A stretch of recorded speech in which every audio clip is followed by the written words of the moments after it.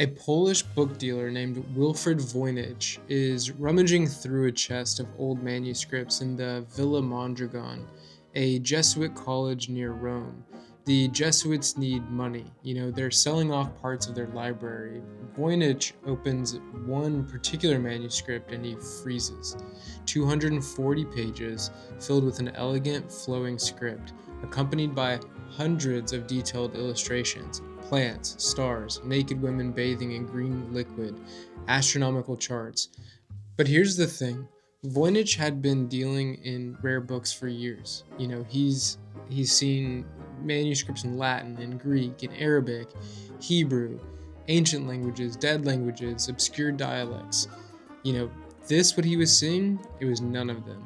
The writing looked like language. It had the rhythm of language. The words were separated by spaces, sentences organized into paragraphs. But the alphabet itself isn't something that actually exists. It's not in any language Voynich had ever encountered, not in any language anyone had encountered. And the plants, not one matched a known species on Earth. So, you guessed it. Today, on Art History Mysteries, we're diving into the Voynich Manuscript. Maybe some of you will like it. Alchemists in World War II, cryptographers, and even modern day, AI have tried to figure this one out, and they failed. But, let's get into it. Oh yeah, I know this one. I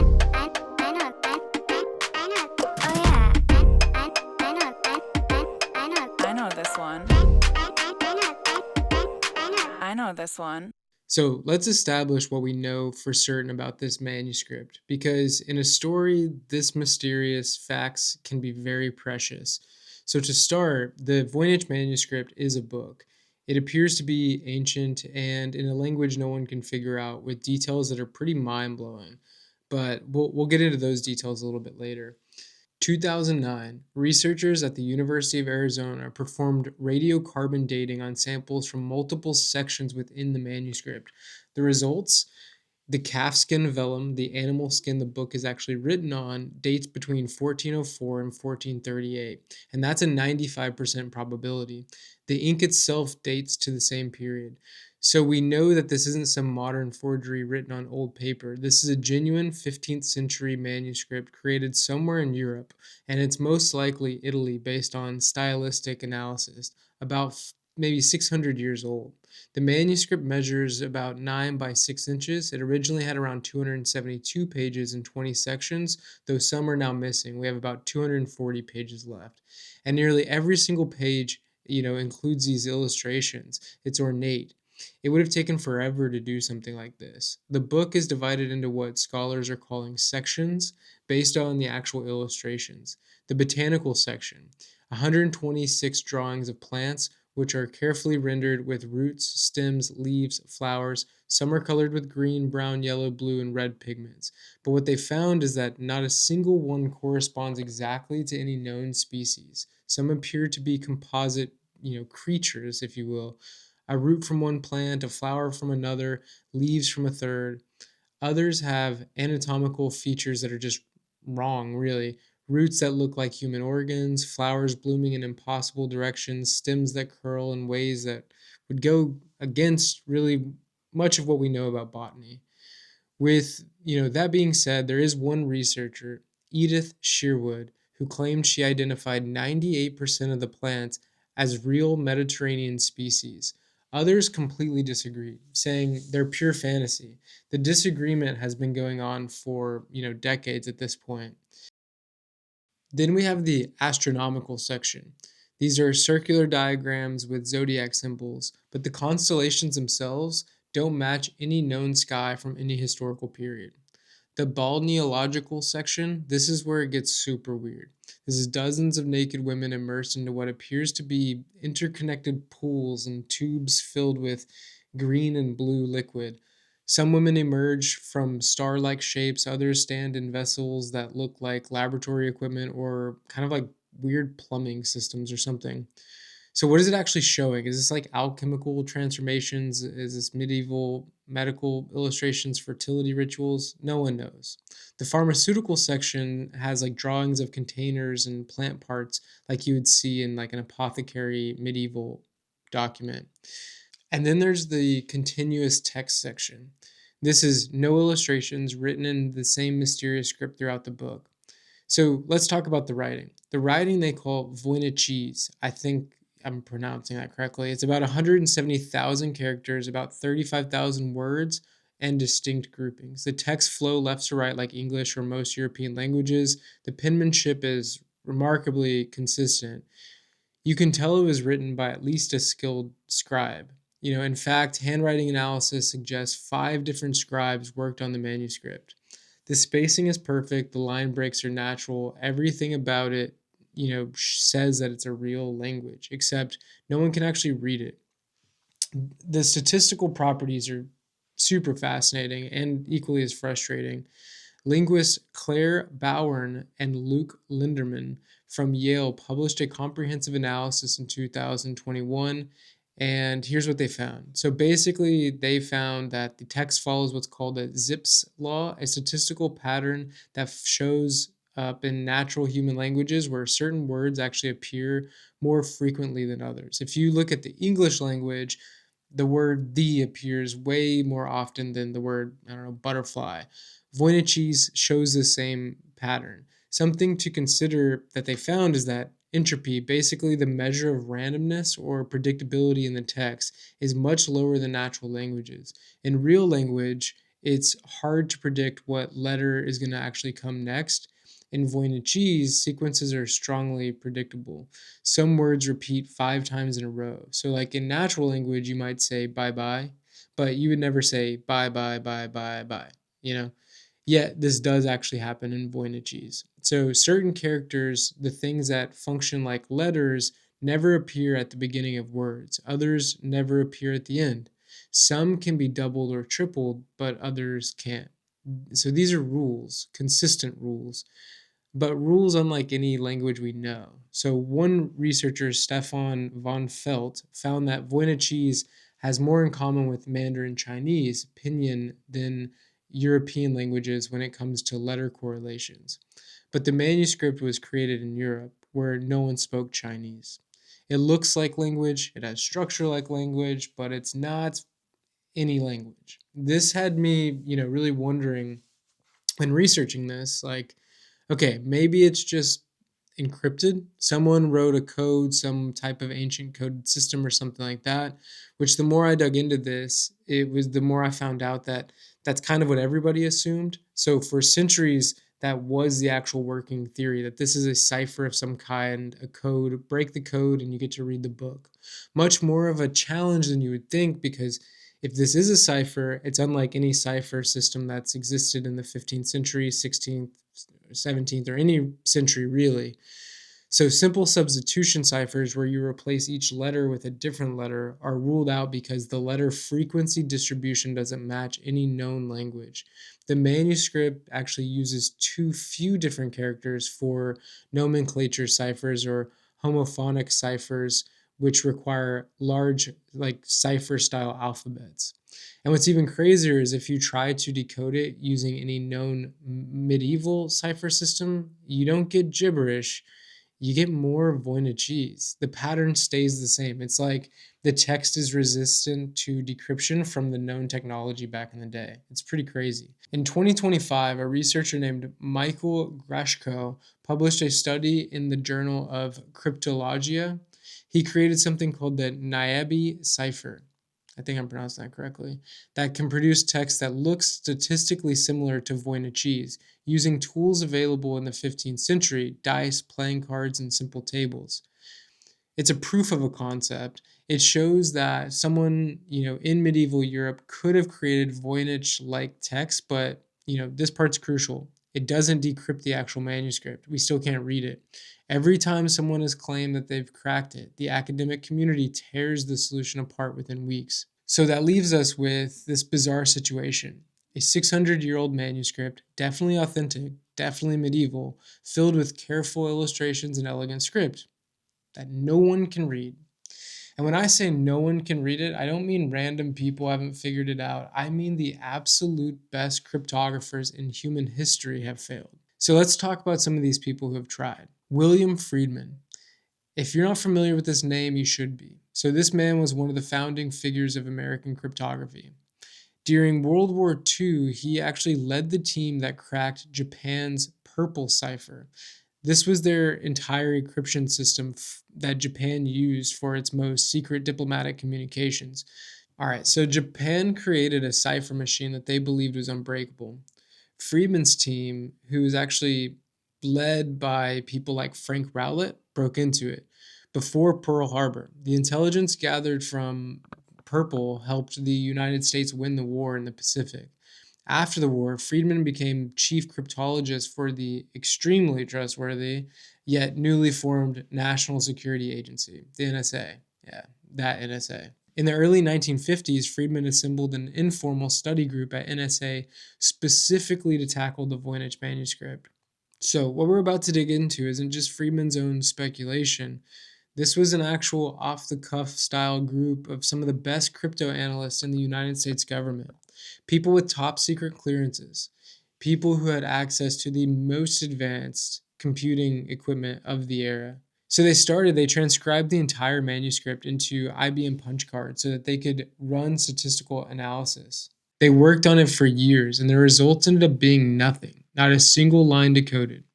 It gets even better. So Elizabeth Friedman, William's wife, was herself a legendary codebreaker. During Prohibition, she cracked the codes of rum-running smugglers. During World War II, she broke Nazi spy codes, helping to catch German agents operating in South America. She was absolutely brilliant, meticulous, and relentless. She herself, she couldn't crack the Voynich manuscript either. The British brigadier John Tiltman, this man worked at Bletchley Park, the top secret British code-breaking center during World War II. He helped break the Enigma machine. He later cracked a Soviet cipher system so complex that even after the Soviets knew it was broken, they actually couldn't figure out how he did it. In 1967, Tiltman published a paper about his attempts to actually decode the Voynich manuscripts, and his conclusion was that he wasn't even sure what he was looking at. Was it a constructed language, a complex cipher, something else entirely? He truly could not tell. These people, these legends of cryptography, they all failed. William Friedman spent decades obsessed with the Voynich manuscript. It actually, kind of feels when reading about it like it haunted him. And he unfortunately died in 1969 without ever reading a single word of it. Okay, so we can't read it, but maybe we can figure out where it came from, who owned it, who created it. From what I could find, 1639 is the earliest confirmed reference to the manuscript, and it appears in a letter. A Prague alchemist named George Beresch owned it. He was completely baffled by it. He wrote to Athanasius Kircher, a Jesuit scholar in Rome who claimed he had deciphered Egyptian hieroglyphs, and he was begging for help. For those who don't know, a Jesuit is basically a specific type of a Catholic from the 1500s. Kircher apparently never responded to the letter, or if he did, we don't actually have that response letter. But there's another ownership trail. In a letter attached to the manuscript when Voynich found it, written in 1665 or 1666, Johannes Marcus Marci, rector of Charles University in Prague, tells us that Holy Roman Emperor Rudolph II bought the manuscript for 600 gold ducats. 600 gold ducats, that's roughly 67.5 ounces of gold, about $90,000 in today's money. And he was obsessed with it, obsessed with alchemy, astrology, and the occult. He collected mysterious artifacts. His court was filled with scholars, magicians, and scientists. He apparently believed that the Voynich manuscript was written by Roger Bacon, who's a 13th century English philosopher and a Franciscan friar known for his studies in optics, alchemy, and what we'd call the early scientific method. The Bacon theory persisted until 2009 when the radiocarbon dating conclusively proved the manuscript was created 200 years after Bacon's death. Recent research by Stefan Guzzi, who sourced the archives of the Holy Roman Empire, found records suggesting Rudolph bought it from a physician named Karl Weidmann in 1599. Weidmann was a prolific collector of esoteric style manuscripts, so him owning the Voynich makes a lot of sense. But where did he get it? No one was ever able to find the source. Under ultraviolet light, you can see a faint signature on the first page, Jacobi de Pensia. Jacobus Hickory de Pincia was Rudolph's personal physician and head of his botanical gardens. Rudolph probably gave him the manuscript, or Tepence took it as a payment when Rudolph died, owing him money or something like that. Okay, so here's the chain of custody that I could figure out. It seemed that after Tepencek died in 1622, it passed to Berish, then to Johannes Marci, then to Kircher in Rome, then it sat in Jesuit archives for over 200 years, until 1912, when Wilfrid Voynich bought it. So we can trace it back to roughly 1600, but those first years, a complete mystery. Remember those plant drawings. So let's talk about the botanical controversy because this is where things get really strange. Most experts who looked at the plants initially said these are all fantasy, pure imagination. They absolutely do not exist. But in 2013, two botanists, Arthur O. Tucker and Jules Janik, published a paper in Herbalgram that made a shocking claim. They said they'd identified 37 plants in the manuscript that matched species found in old Mexican botanical texts, including things like wild tobacco, sweet potato, and soaproot, plants that European botanists wouldn't have encountered until after, Christopher Columbus reached the Americas in 1492, which is super wild to me. So where did the theory go? The manuscripts might be written in Nahuatl, an ancient Aztec language still spoken in remote parts of Mexico. I'm sure I'm butchering all of that. But it doesn't seem to be the case. The manuscript was created between 1404 and 1438. This is decades before Columbus and before any European contact with the quote-unquote New World, unless someone had access to New World plants much before that time. I mean, given the historical records, this seems not likely, not impossible, but highly improbable. So this theory, in my opinion, doesn't work, at least not in any conventional way. Other botanists push back as well. Edith Sherwood claims she'd identified most of the plants as Mediterranean species, herbs and flowers that would have been available in the 15th century Italy. She says the exotic appearance is just, artistic license or preservation damage over 600 years. But then when you look at some of these drawings, you think, I don't know, that's just not really artistic license. The plant has roots shaped like a cat's body. I mean, it's bizarre. At this point, I'm kind of stuck, to be honest. So, are the plants real? Are they fantasy? Are they composite? I mean, in my opinion, no one seems to know. Fast forward to modern times, we have AI, machine learning, neural networks, computers that can translate dead languages, identify objects and images, find patterns, all of the stuff that we use it for. You would think we could put it through a system to crack a 600-year-old book. I mean, I found that multiple teams have actually tried. In 2010 and the 2020s, researchers applied computational linguistics, statistical analysis, and AI algorithms to Voynich's text.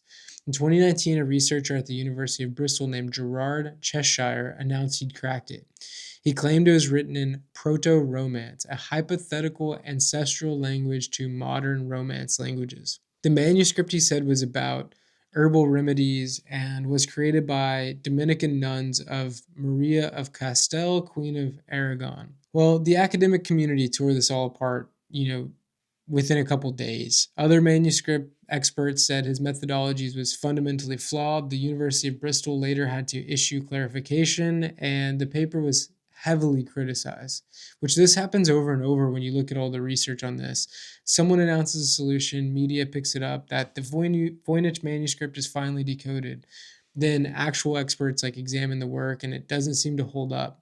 AI has had similar failures. When you feed Voynichs into translation algorithms, they produce different results depending on what language you tell them it might be. So there's no consistent output. The AI can't find a stable pattern. In 2024, researchers tried something new. They applied what's called transformer models, which is the same technology behind ChatGPT, to analyze the manuscript. The AI found patterns. It identified structures. It suggested the text has linguistic meanings rather than being random, but it still couldn't read it or translate it. So, I mean, as far as we know, the Voynich manuscript has defeated World War II codebreakers, NSA cryptanalysts, academic linguists, and AI. So, after all of this, after 600 years of analysis, after the greatest minds in cryptography have tried and failed, After AI has taken its shot, what do we actually think this is? I mean, in my opinion, I think there's three main theories. Let's examine one. Theory one, the elaborate hoax.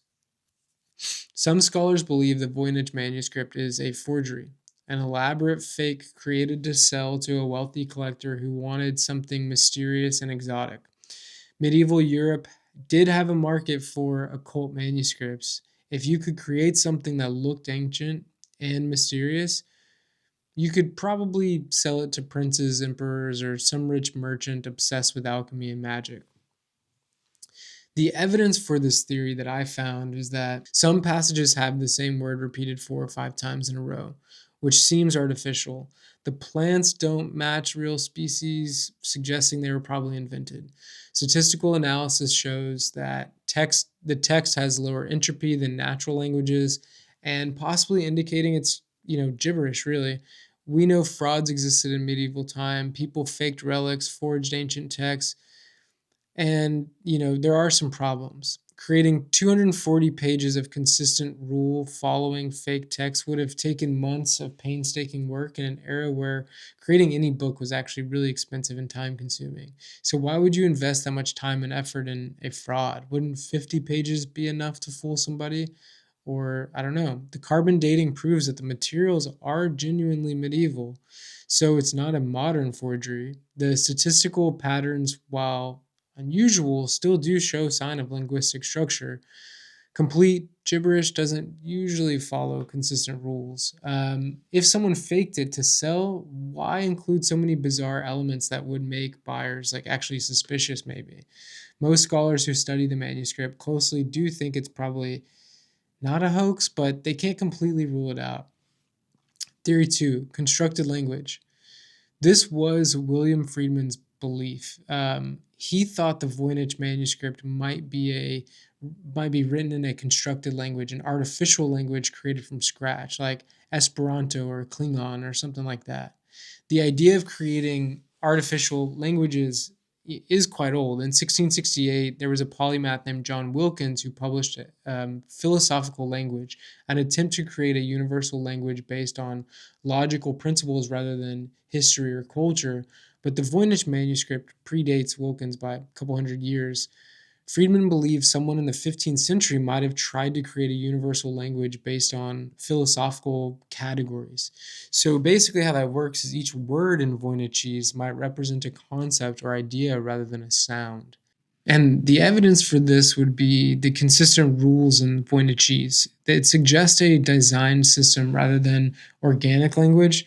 Some patterns are too regular for natural language, but too structured for pure code. So it would explain why traditional decryption methods actually fail, because you're not actually decoding something. You're really, you need to learn a new language. And the problems with this is that we have no other examples of constructed languages from the 15th century. If someone created this language, why didn't they document the key or grammar? Languages are meant to be understood. The illustrations suggest practical content, herbal remedies, medical procedures, not philosophical abstractions. Constructed languages usually have more regular patterns than Voynichese, which has very irregular features. And then there's the newest theory, the most controversial one, the one that might actually make the most sense in my opinion. So, theory three, women's secrets. In 2024, researchers Keegan Brewer and Michelle L. Lewis published a paper in the Journal of Social History of Medicine with a radical proposal. The Voynich manuscript is about sex, conception, and contraception. It's a gynecological and sexological text, and it's encrypted because this knowledge was dangerous. So let me explain. They started by studying a Bavarian physician named Johannes Hertelib, who lived around 1410 to 1468, right when and where the Voynich manuscript was likely created. Hartlib wrote about plants, women's health, magic astronomy, and bathing. Sounds pretty familiar, right? Hartlib specifically recommended using secret letters, ciphers, or secret alphabets to hide medical recipes that could result in contraception, abortion, or sterility. He was terrified that if women's secrets became widely known, it would facilitate extramarital sex and God would condemn him. Brewer and Lewis found that medieval gynecology and other similar texts were heavily censored. Readers would erase genital terms or plant names in contraceptive recipes. Sometimes they'd remove entire pages or chapters. They found a 21-line cipher from late medieval northern Italy that obscured a recipe with gynecological uses, including abortion. This proves people did encrypt this type of information. Now look at the Voynich manuscript with this context. The botanical section shows plants with exaggerated reproductive parts. The balneological section with naked women in liquid-filled vessels, possibly depicting conception, maybe, fertility rituals or bathing practices related to women's health or something like that. Pharmaceutical section, like the jars and plant parts, herbal remedies, the astronomical section. Medieval medicine was so deeply connected to astrology, the timing of treatments mattered. The largest fold-out diagram in the manuscript is called the rosettes page, which contains circled tubes, passages, castles, and town walls. So Brewer and Lewis argued that this might represent both sexual intercourse and conception. The medieval imagination often depicted the womb as a castle and conception as a journey. So, if this theory is correct, the Voynich manuscript is a medical text about women's bodies, sexuality, reproduction, and contraception. Topics that were, considered extremely dangerous at the time, and topics that could get you accused of, frankly, witchcraft. It's encrypted not to hide alchemical secrets or philosophical knowledge, but to hide medical information that, challenged authority really. And, the social controls of what was actually happening in that process. Now, this theory is controversial. Not everyone accepts it, but it's the most compelling. And it doesn't really end there. There have been recent discoveries. In September of 2024, Lisa Fagan Davis, executive director of the Medieval Academy of America, published findings from multispectral imaging of the manuscript that this technology can reveal faded or erased text that's invisible to the naked eye.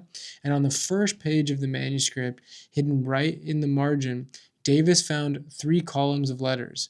2 columns containing letters of the alphabet, 1 containing Voynichese characters.